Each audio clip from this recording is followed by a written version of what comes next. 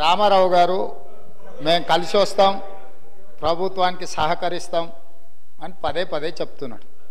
నేను వారికి ఒకటే సూచన చేస్తున్నా, మీరు కలిసి వస్తారా లేదా అనేది, అన్నం ఉడికిందా లేదా అనేది ఒక మెతుకుని బట్టి చూస్తే తెలుస్తుంది. ప్రతిపక్ష నాయకుడు సభలకే రాడు, వీళ్ళు కలిసి వస్తారని చెప్తే నమ్మేది ఎవరు అధ్యక్ష? నేను అందుకే వారికి సూచన చేస్తున్నా, వెనకాల ఉండే అక్కలు ఇక్కడ ఉండి చెప్పి ఇక్కడ ముంచి అక్కడికి తేలినరు. ఆ అక్కల మాటలు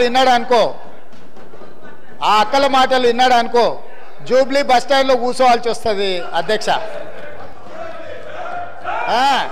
అందుకే అందుకే అందుకే అందుకే అధ్యక్ష,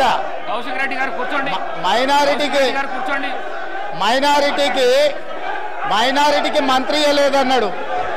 2014 నుంచి 2019 వరకు ఒక్క మహిళకు కూడా మంత్రి పదవి ఇవ్వలేదు అధ్యక్ష.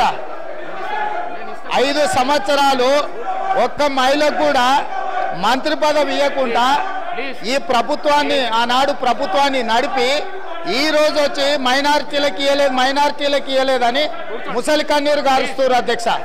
కాబట్టి దయచేసి అన్ని విషయాలు మాకు తెలుసు, సహకరించేది ఉంటే ప్రతిపక్ష నాయకుడిని వచ్చి సభలో కూర్చోమని చెప్పుంది అధ్యక్ష. వివేక్ గారు మళ్ళీ వెళ్ళకు రాకండి. వివేక్ గారు ఈ ప్రాక్టీస్ మంచిది కాదు. మళ్ళీ వెళ్ళకు రాకండి. కొత్త సభ్యులకు ఇది నేర్పించకండి. మీరు సభా మర్యాదలను కాపాడండి. మీరు వెళ్ళండి. మీరు పల్ల రాజేశ్వర్ గారు మీరు వెళ్ళండి ప్లీజ్. మీరు వెళ్ళండి, సభా మర్యాదలను కాపాడండి. మీరు వెళ్ళండి, కూర్చోండి ప్లీజ్. కూర్చోండి.